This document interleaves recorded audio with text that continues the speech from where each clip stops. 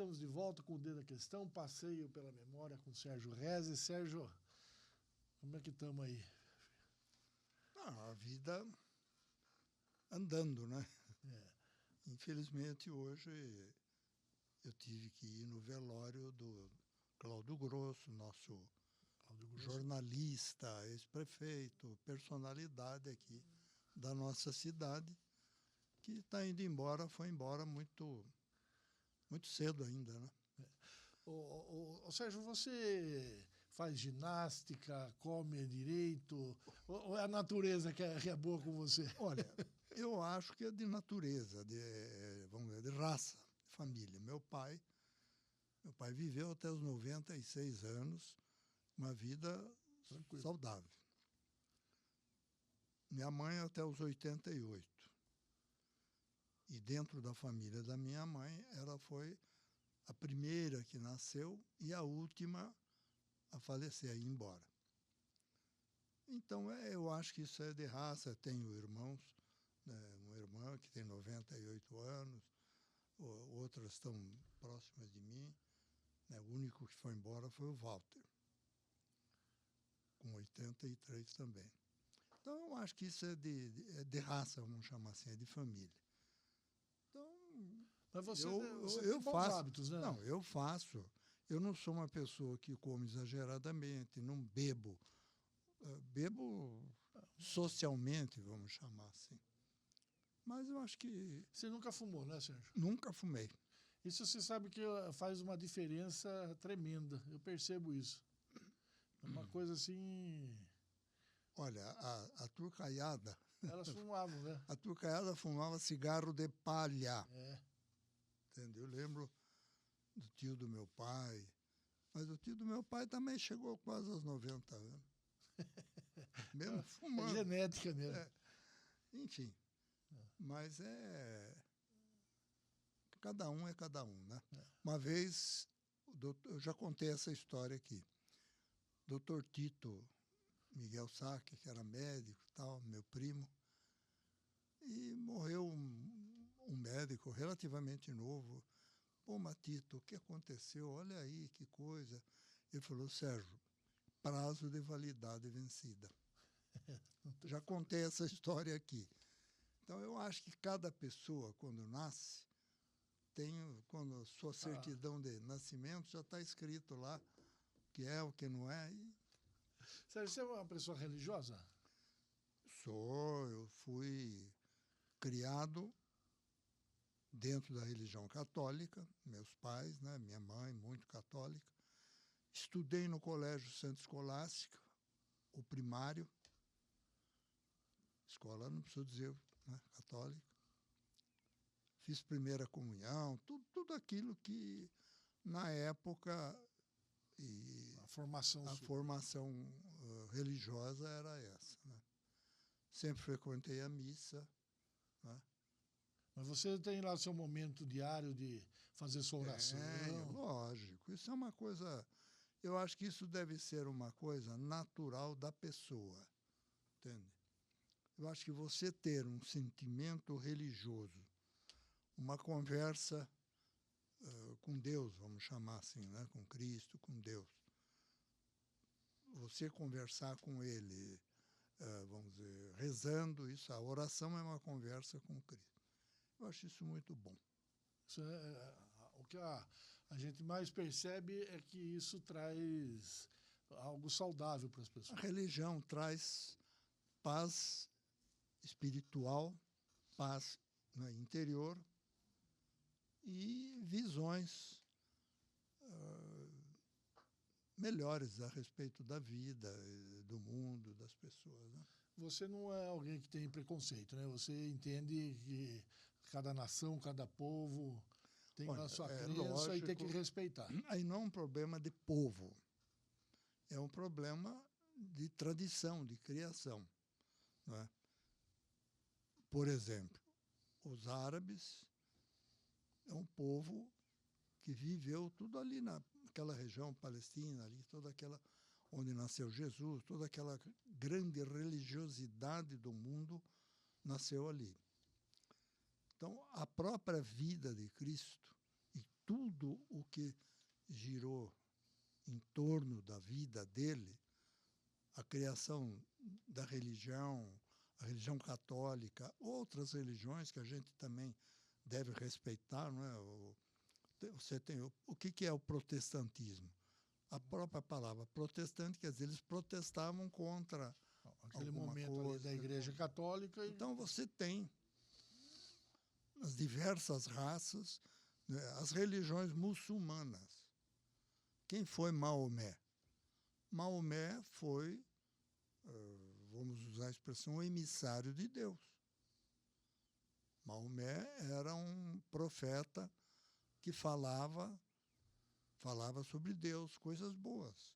Tanto que olha a quantidade, são milhões e milhões de pessoas que professam a religião muçulmana no mundo. Entende? E há lugar para então todo aí mundo, você né? vai, de repente você vê a Índia, né, os hinduístas, tudo. Você vai para o Japão, né, China, Japão. Eu acho não. Isso é uma coisa que a gente sente, a gente vê, que o ser humano ele precisa de ter, vamos dizer, uma crença no sobrenatural. Isso dá uma paz a ele, né? É isso que ajuda na qualidade de vida. Sem dúvida. Quando você está nervoso, quando você apela para quem? Você apela para a sua religião. Você reza, você pede, você vai, entende? Então, cada um, dentro da sua crença, né, usa isso para, vamos dizer, aplacar ou diminuir as suas ansiedades e problemas. Essa é uma responsabilidade de família, né, Sérgio? Que os filhos, os netos sigam tendo essa mesma crença, nessa tradição. Né? Nós já tivemos um período onde você tinha a vida religiosa dentro das famílias, mas não sei se porque a minha mãe foi sempre... né, o meu pai, apesar de libanês, não era muçulmano. O papai era cristão maronita. Né? O Líbano ele é assim, né? Ele tem dividido... Ele tem o muçulmano e tem o cristão. Então, eu fui por esse caminho, estudei, fui, vamos dizer, batizado, crismado, segui né, fiz primeira comunhão, tudo aquilo que era, vamos dizer, dentro. E a minha família também, a minha herança, vamos chamar assim, minha esposa, meus filhos também, a gente levou para esse caminho. Você sabe que eu pergunto isso? Essa semana conversei com uma amiga, juíza, uma pessoa bem formada, religiosa, né? E aí ela falou assim, Deda, estou com uma questão que nunca imaginei que ia ter. Eu falei, mas o que aconteceu? Ela falou assim, minha neta de 14 anos diz que não acredita em Deus. Ela, simplesmente, ela chegou, anunciou no domingo, e aí ficou a mãe, ficou todo mundo atordoado. Hoje é uma parcela, vamos dizer assim, de adolescentes que eles têm... Não é hoje uma parcela de adolescente. É que o acesso à comunicação, a notícias e tudo, no meu tempo e até, vamos dizer, você não tinha a discussão dos assuntos religiosos fora da igreja. Você tinha a igreja católica, a protestante, a espírita, tudo. Era ali onde você, na escola, nós tínhamos aula de religião.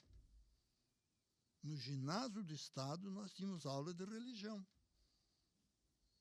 Então, para você ver como era importante você ter esse tipo de discussão na sociedade. Hoje, com televisão, com isso, com aquilo, com essas coisas todas, há vamos dizer, um espalhamento e cada um fala o que quer, cada um acha o que é, cada um Por exemplo, essa que você acabou de me dizer, que uma menina de 11 anos não acredita em Deus, da onde ela recebeu, ela deve ter recebido essa visão, né? Ela deve ter ido em algum centro religioso, espírita, sei lá, um centro qualquer, que disse para ela, ó, sai fora, a religião não existe. Em algum momento da vida, ela vai pedir para Deus ajudar ela. Ela vai descobrir que Deus existe. De algum modo ou de outro. Né? Isso tem acontecido não só na religião, mas em outras questões também, né, Sérgio? Você não sente isso? Desde trabalho, de empreender, as pessoas vão acabar num dado momento aprendendo, né? Por mais teimosa que seja. É que cada pessoa, não são todos, obviamente, mas muitas pessoas têm a tendência de se autoafirmar. Eu sou porque eu sou. Então, o que eu quero, o que eu sei, o que eu falo é o que tem que ser. Não sei se são muitas, tantas, mas algumas, né? Isso ajuda a explicar um pouco. Explicar um pouco. Mas eu prefiro não discutir com essas pessoas, não debater isso. Por quê? Porque eu acho que eu tenho a minha crença. Dentro do meu ambiente de vida, essa crença ela é difundida, é respeitada. Entende? Você não vê, vamos dizer, contraposição a essas coisas, né? Minha família, graças a Deus. Então, eu não me envolvo nisso. Uma coisa Quem quer ser espírita, vai ser espírita. Tem pessoas da minha família que são espíritas. Mas o espiritismo não é contra a religião. Não é. Não, absolutamente. Entende? Então, a gente, cada um tem que ter respeito. Cada um vê o Deus da forma como ele vê. Uma coisa que eu me lembro, né, a gente não tinha tanto líder religioso, mas principalmente pastores, envolvido em política como a gente tem hoje. Né? Essa é uma impressão minha, o que você lembra disso? É uma coisa mais recente. Ele aproveita a religiosidade dele, a sua exposição pública, para ganhar apoio político. Mas isso não era assim, né, Sérgio? Não era. Eu me lembro. Não era muito pouco. Pouquíssimo. Não misturava, estavam lá na igreja e seguia. Não se usava a crença, não se usava Deus e a religião para atividades políticas. Hoje a gente está nesse momento, né? Como não existia, depois deixa... Esse é um assunto que eu prefiro não... não estamos julgando, né? Só lembrando o que era e como... Só constatando. Só constatando, exatamente. Ô, Sérgio, eu queria mudar um pouco de assunto com você, entrando um pouco no seu setor, uma coisa que me chamou muita atenção nesse começo de agosto aqui, que eu fiquei um pouco sem entender, que a venda de carro usado, ela... tendo uma importância, vamos dizer assim, do que o carro novo. Por que há esse calor do carro usado? Né? E o que acontece? Como que o mercado funciona? Qual que é a lógica? Você tem o número de veículos usados, quer dizer, a frota circulante do país, que são veículos usados, ela é muito maior do que o novo. Do que o veículo 0 quilômetro, é infinitamente maior. E você tem que, vamos dizer, os veículos, após um determinado uso, eles acabam sendo objeto de negócio. Ou seja, você vai numa loja, numa concessionária, troca o seu usado por um 0 quilômetro, aí a concessionária vai pegar esse usado e trabalhar com ele. Ou trabalhar significa vender ela tem a loja dela de venda de veículos usados. Ou você tem pessoas que entraram nesse ramo, conhecem o ramo, trabalham com veículos que a gente chama de seminovos, veículos usados. E tem muita gente que troca usado por usado. Eu tenho usado mais velho, eu troco por um usado mais novo. Então, criou-se um comércio de veículos usados que tem pessoas que se especializaram nisso, e a cidade tem bastante lojas voltadas para esse ramo. Então, mas isso tem a ver com a vontade do consumidor. Como Mas que é explica óbvio, isso? é lógico. Mas antes não era assim? O Mas consumidor é tem que mais antes poder? não, é que antes não havia isso, porque não tinha volume. Isso aí é de uns 40 anos, 50 anos para cá. Sorocaba começou a ter loja de veículos usados assim, na quantidade que tem, a partir de 1970. Muitas vezes é o primeiro. Já tinha loja de veículos usados. Tinha as concessionárias que trabalhavam com usado. E tinha muitas pessoas que foram começando a... E era uma coisa gozada, porque eram pessoas que não tinham loja. Comprava aqui e ali, fazia na casa dele mesmo. Depois, quando começou a haver um aumento de procura, viu que esse era um mercado interessante e investiram na criação e abertura de lojas. Ô Sérgio, isso Isso é mundial. é isso que eu ia Isso é falar. mundial, não é aqui no Brasil. Isso é mundial. Isso tem a ver com a tecnologia do carro? Os carros foram ficando mais duradouros, vamos dizer assim? Tem nada a ver. Isso tem a ver com a necessidade do mercado virar. Então, para o mercado virar, você tem que ter quem vende, quem compra e quem vende. O interesse por carro ele cresceu, né? Isso é uma... É óbvio, o automóvel hoje, você pode ver que você não tem lojas de caminhões no mesmo nível, volume do que você tem de automóveis. Por quê? Porque o mercado de caminhões é diferente do mercado de automóveis. É um mercado muito mais, vamos usar a expressão, sofisticado. Entende? E a mesma coisa acontece com tratores, que você não vê loja de tratores usados. Quase não existe. Motocicletas, está começando a aparecer loja de motos usadas. Mas o trator e o caminhão, eu aqui como leigo, eu falo assim, é algo com um fim. Eu compro um trator porque eu tenho a terra, eu vou usar aquele trator até o fim. O carro não tem isso, né? O carro... Lógico que tem fim o carro. Então, mas você não compra o carro para usar? Então, mas você acha que o carro é para usar ou o carro é um status hoje? Tem muita gente que compra o carro por status. Não, pelo amor de Deus. O sujeito compra um carro, primeiro que ele compra para uso. Aí, para status, ele vai escolher uma marca, coisa, isso que ninguém pode, que ninguém tem, que custa mais caro. Isso é outra história.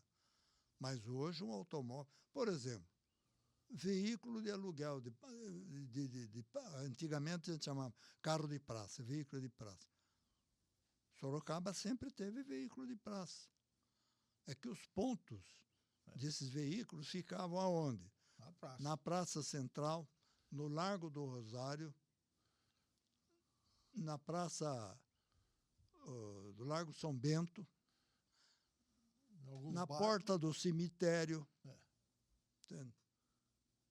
Então, como o automóvel é uma necessidade de uso hoje, isso é uma coisa que é natural e normal que aconteça. Ou seja, e essa relação, né, daquilo que você, em particular, né, como sorocabano, certeza que você foi o desbravador, que é a questão das associações. Elas, naquele momento, você tinha lá 7, 8, 10 marcas. Hoje são mais de 30. Como que funciona isso? Ela aconteceu, a primeira a ser fundada foi a nossa associação Volkswagen, que gerou a fundação da Abrave. Por quê? Porque aí começou, fundou a da Volkswagen, fundou a da Ford, fundou a da GM, que eram as primeiras marcas, né? Peraí, e como é que faz a gente para se entender? Por quê? Porque as montadoras, elas tinham a Anfávia, que era uma entidade que congregava as montadoras. Aí, na época, o seu Renato Ferrari, né? Líder classista, seu Alencar Burti. Então, junto com alguns presidentes de associação de marca, inclusive eu, né, nós começamos a discutir esse assunto e fundamos a Abrave. A Abrave era uma associação de todas as marcas. Aí eu propus para a diretoria, na época o presidente era o Alencar Burti, eu disse, olha, Alencar, a Brave é a associação. Cada marca tem uma associação. Nós temos que ter uma federação de associações. Puxa vida, e criamos a FenaBrave. E também, o que criamos? Uma entidade sindical chamada FenaCodive. FenaBrave,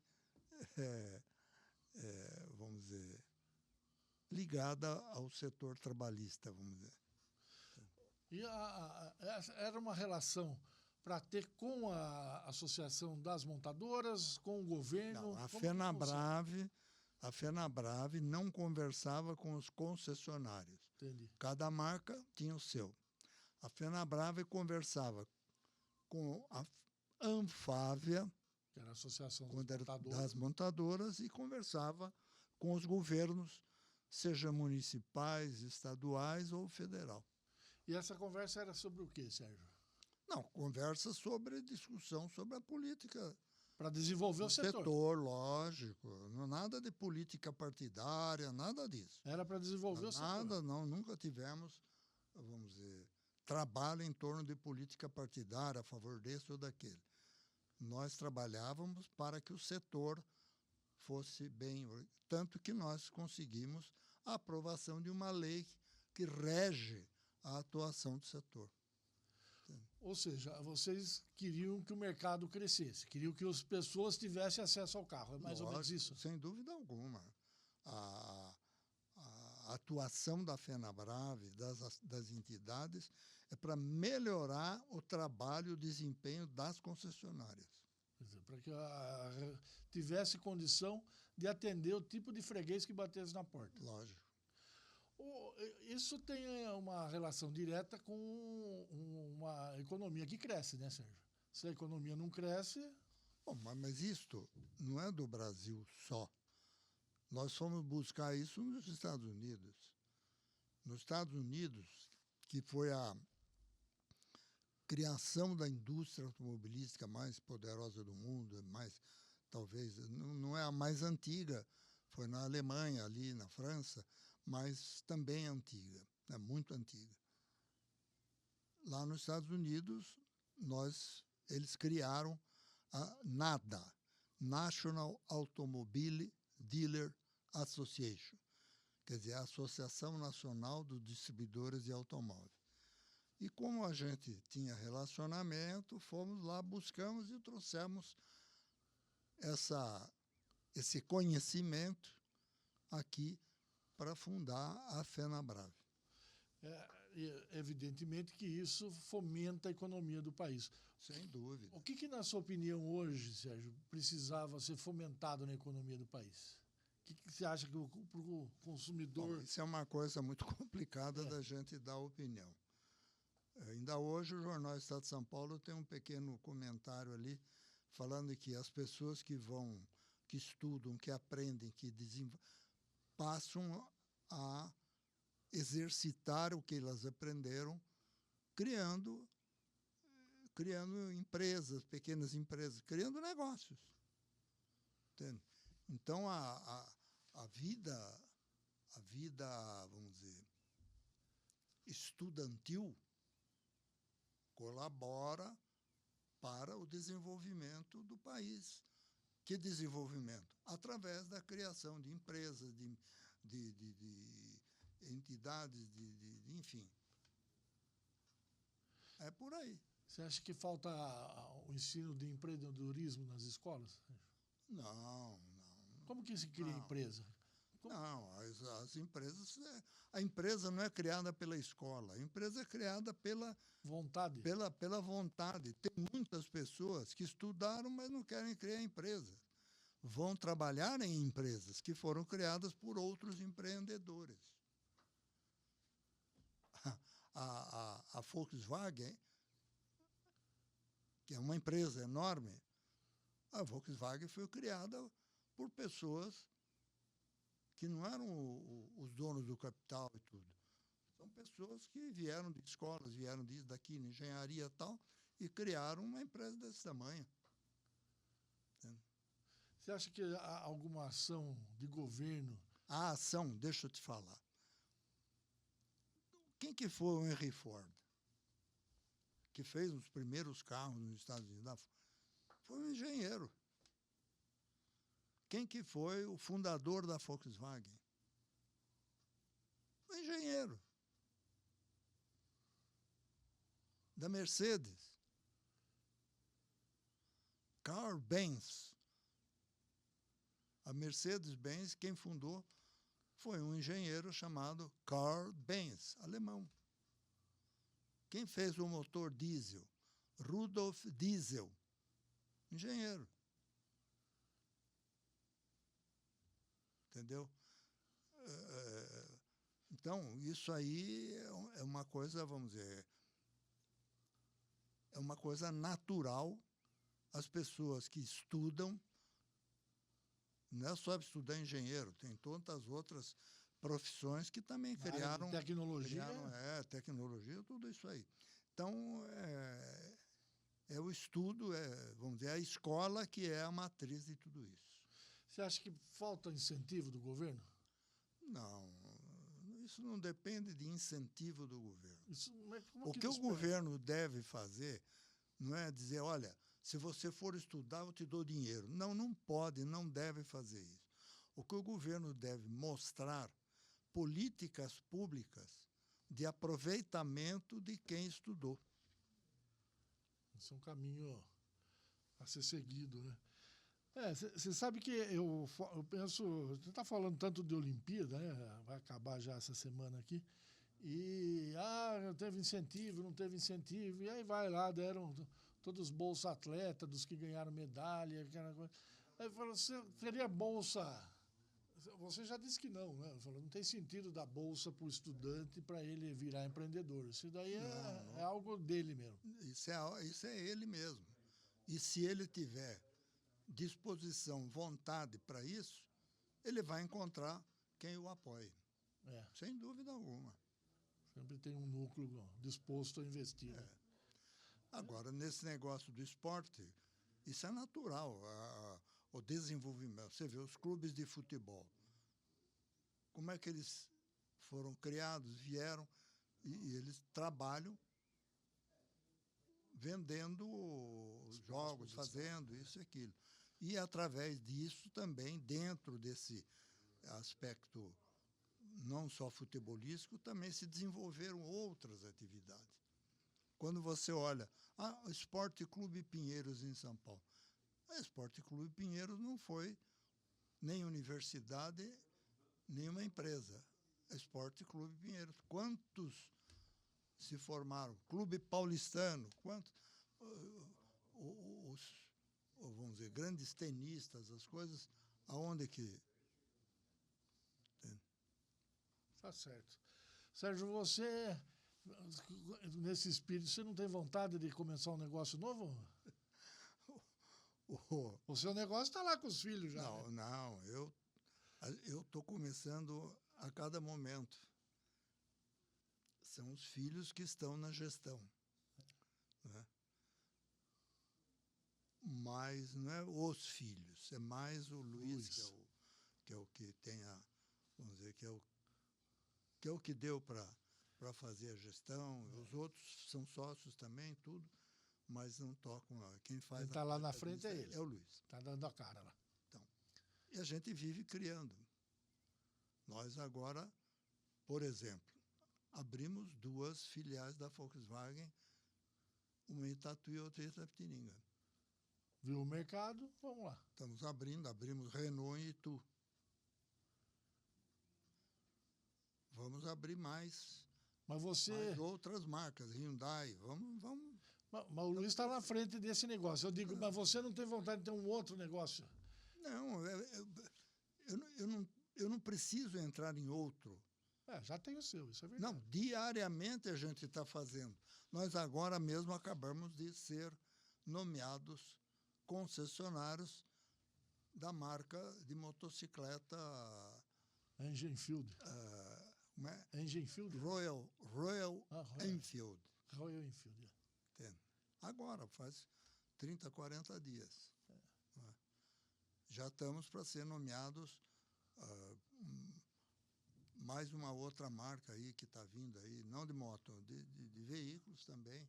Entende? Vamos ver se dá certo aí. Né? Mas isso é sempre no seu negócio. Isso é sempre dentro do nosso processo. Porque eu não vou, com a expertise que nós temos, eu não vou abrir um armazém de secos e molhados. Para quê? Isso aí deve ser para pessoas que já têm essa expertise, que já estão dentro desse mercado, que entendem que Sorocaba tem bastante pessoas que... Por que eu vou abrir uma loja de tecido? Não é a sua expertise. A pessoa tem que loja empreender naquilo que ele de sabe. roupa, uma fábrica de confecções. Então, vamos dizer, aprendi nisso desde os meus 8 anos de idade, estou nisso até os 88 e vou ficar, se Deus me der nos próximos 30. Mais 30 não digo, mas mais algum tempo. Tá muito bom. Sérgio, obrigado. Foi um papo gostoso hoje. Eu que agradeço. Essa coisa, esse assunto positivo, ele sempre engrandece. Você podia chamar mais alguns velhos também. Hein? Vamos chamar. Vamos sentar junto aqui. Eu propus ao